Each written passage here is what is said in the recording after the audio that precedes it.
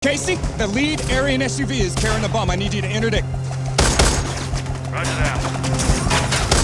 After just 2 episodes, Marshals is already doing something that Yellowstone never fully addressed. It's forcing Kayce Dutton to confront the darkest secret his family ever kept.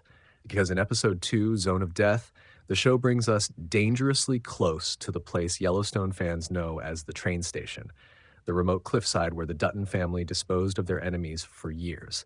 And for the first time, Kayce is standing there not as a Dutton, but as a U.S. Marshal. That's a huge difference, because the deeper this series goes, the harder it's going to be for Kayce to keep those family secrets buried. And episode 2 proves something important. The ghosts of Yellowstone aren't done with him yet. Kayce's first real day as a Marshal. The episode opens on a quieter note. Instead of jumping straight into action, we see Kayce spending time with Tate. And honestly, it's one of the most grounded moments in the episode. They're fishing, camping, riding through the mountains, finally having the kind of father-son time that Yellowstone rarely allowed them to have.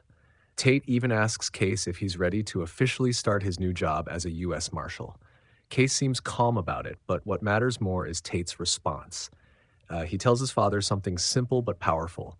A new start would be good for both of them, and you can tell Kayce wants to believe that. After everything that happened in Yellowstone, after the violence, the politics, and the loss of Monica, he's hoping this new life might finally break the cycle. But the episode quickly reminds us that escaping the Dutton legacy is never that easy. The team still doesn't trust the Dutton. When Kayce arrives at Marshal headquarters, he quickly proves he belongs there. During target practice, he absolutely dominates, something that shouldn't surprise anyone who remembers his background as a Navy SEAL. But the real tension isn't about his skill, it's about his last name. Marshal Harry Gifford makes that very clear. He tells Calvin something that immediately raises the stakes. A Dutton wearing a Marshal's badge doesn't sit right with him, and the reason becomes obvious.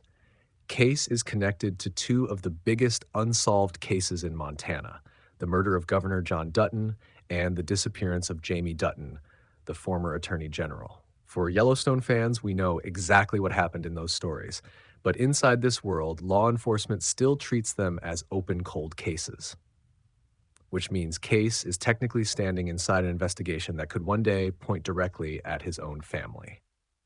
The first mission turns violent. The team doesn't have long to debate Kayce's loyalty. They quickly get called to track down Raul Garza, a fugitive connected to the gang known as the 406 Royals. The situation leads them to a trailer park in Belgrade, Montana, and the scene plays out exactly the way you'd expect from a Taylor Sheridan action sequence: fast, tense, and messy. Cal leads the entry team while Kayce and Miles cover the back. The arrest itself goes mostly according to plan, but Kayce notices something strange.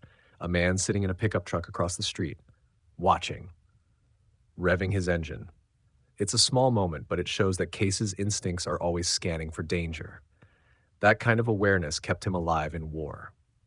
And it's going to matter later in this episode. The Zone of Death twist.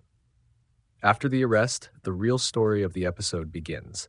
The Marshals learn that a fentanyl deal is about to happen near the Wyoming border between 2 groups, the 406 Royals and a white nationalist group connected to the Aryan Brethren of Idaho. But the location of the deal is what changes everything. It's happening in a place known as the Zone of Death. Now, if you followed Yellowstone closely, you already know what that means. The Zone of Death is essentially the same place the Duttons called the train station. A strange legal loophole area in Yellowstone National Park where prosecuting crimes becomes extremely complicated. And for decades, the Dutton family used that place to make bodies disappear. When Kayce hears the name, you can immediately see the tension on his face, because he knows exactly what that location means. But when Gifford questions him about it, Kayce claims he's never heard of it before. And that lie is important, because Kayce isn't just protecting himself, he's protecting the entire Dutton legacy. The operation goes wrong. When the Marshals arrive at the site of the deal, everything quickly spirals out of control. Belle sneaks in to place a tracker on one of the vehicles. Miles moves in to protect her, but suddenly, a rattlesnake blocks his path. It's one of those moments where everything could collapse. If the snake strikes, if Miles panics, the entire operation could be blown. Meanwhile, Cal and Cruz realize something much worse is happening. The gangs aren't just exchanging drugs, they're trading a bomb. Suddenly, the mission changes from a simple arrest to preventing a potential terrorist attack. Kayce reacts instantly. Gunfire erupts, and chaos breaks loose across the valley. Kayce returns to the train station during the firefight. The Aryan extremists escape with the bomb. Kayce chases them down on horseback, and the episode quietly brings the Yellowstone legacy back in a chilling way. Kayce shoots the vehicle, forcing it off the road. The bomb detonates, disabling the truck and stopping the attack. But when the surviving terrorist begs for mercy, Kayce doesn't hesitate. He tells him something cold. "You're already dead." And then he does something that Yellowstone fans immediately recognize. He pushes the body into the cliffside, the train station, or as the Marshals call it, the zone of death. In that moment, Kayce stops being just a federal agent. He becomes a Dutton again. The secret is already cracking.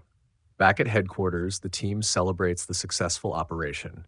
The drugs never made it to Bozeman, the bomb never reached Idaho. But something about Kayce's story doesn't sit right with everyone. When Cal asks what happened to the fifth suspect Kayce chased down, Kayce casually answers, "Zone of death, I guess." But Gifford doesn't buy it. He quietly tells Cal and Cruz that Kayce might be hiding something, and he suspects the truth is connected to Jamie Dutton's disappearance.